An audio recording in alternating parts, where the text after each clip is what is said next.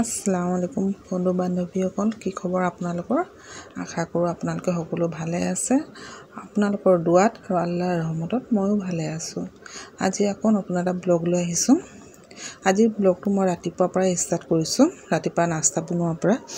আজি মই ৰুটি বনোৱা নাই, যিহেতু ইমান গৰম পৰিছে, যাৰ কাৰণে ৰুটি বনাব মন নগ'লে, সেইকাৰণে ভাত ভাজি কৰিছোঁ।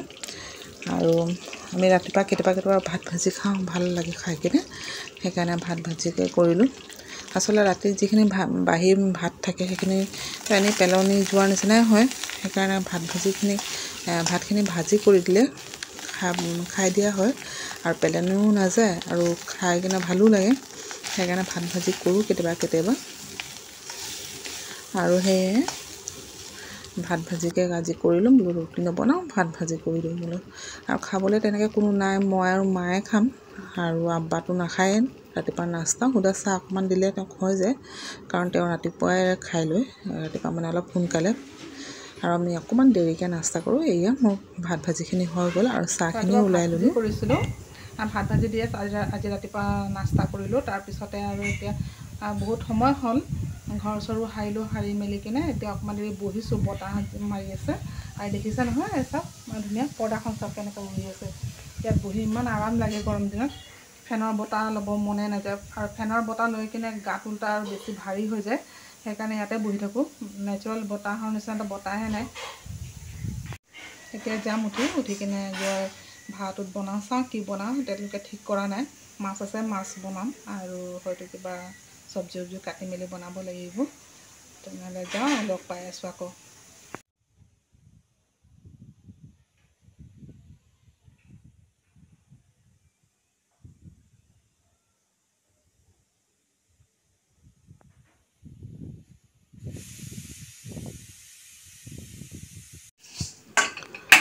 বহি আছিলোঁ, বহি থকাৰ পৰা উঠি আহিলোঁ। আহি কিনে বোলো যাওঁ ভাতখিনি বনাওঁগৈ।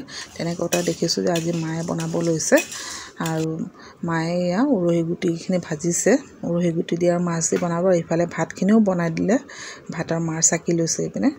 মই বোলো ঠিক আছে, তুমি যদি বনোৱা তেনেহ'লে বনোৱা, ভাল কথা। এয়া বনোৱা হৈও গ'ল। বনাই থাকোঁতে আৰু ভিডিঅ' নকৰিলোঁ, একেবাৰে বনোৱাৰ পিছতহে ভিডিঅ' কৰিছোঁ। এয়া তৰকাৰী হৈ গ'ল, ভাত হৈ গ'ল, আৰু এইখিনি ৰাতিৰে অকণমান কচু শাকৰ ভাজি আছিলে, সেইখিনি হয়।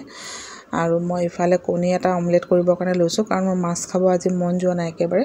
মই বোলো ভাতখিনি কিহেৰে খাম, আৰু অকণমান কণী এটাই অমলেট কৰি ল'ম।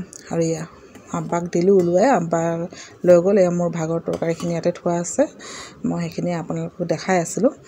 আৰু এইফালে মই কণীটো অমলেট কৰিবৰ কাৰণে টাৱাত তেল চেল দিলোঁ, আৰু তেলখিনি দিয়াৰ পিছতে কণীটো দিছোঁ। সেই তেনেকৈ আৰু অমলেট কৰিলোঁ।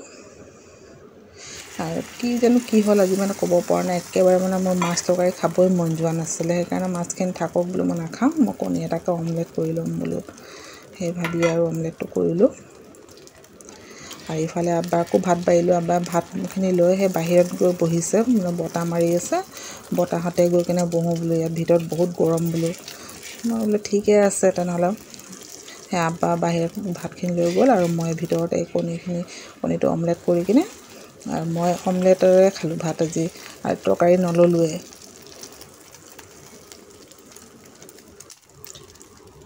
আৰু পাকঘৰটো যে ইমানেই গৰম হৈছে, একদম এনেকুৱা লাগিছে মানে গাটো পুৰি যোৱাৰ নিচিনা। পাকঘৰত মানে সোমাবই পৰা নাই কোনো মতে। খালি বনাইছোঁ, আৰু নবনালেও নহয়, বনাইছোঁ আৰু লগালগ ওলাই গৈছোঁ। আৰু ইমানে গৰম পাকঘৰটো হৈছে। ফেন চলাওঁ, ফেনৰো মানে কাম নাইকিয়া, ইমানে গৰম পৰিছে এইকেইদিন।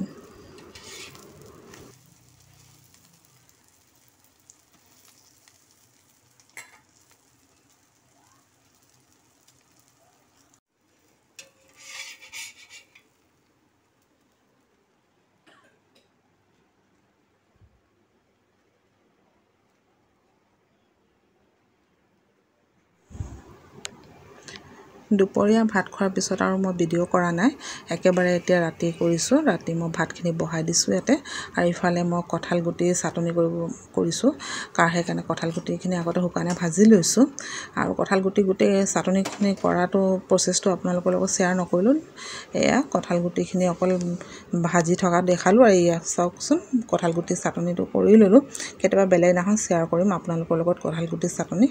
আৰু ইফালে ভাত বাঢ়ি ল'লোঁ, ভাতখিনি আব্বাক দিছোঁ এইখিনি, আৰু মই অকণমান দেৰিকৈ খাম বুলি কিনে থৈ দিলোঁ, আৰু ভাত আব্বাকে দিছোঁ। আমাৰ ইয়াত যিহে গৰম পৰিছে, আৰু এইফালে চাওক ভাত খোৱা হ'ল, আৰু ৰাতি কাঁহী বাতিখিনিও ধুই থৈছোঁ। এইখন মানে ধোৱা নাই, এইখনত অকণমান ভাত লাগি আছে, টান হৈ আছে, সেইকাৰণে তিয়াই থৈছোঁ। আৰু ভাত পানী খোৱা হ'ল, হোৱাৰ পিছত আৰু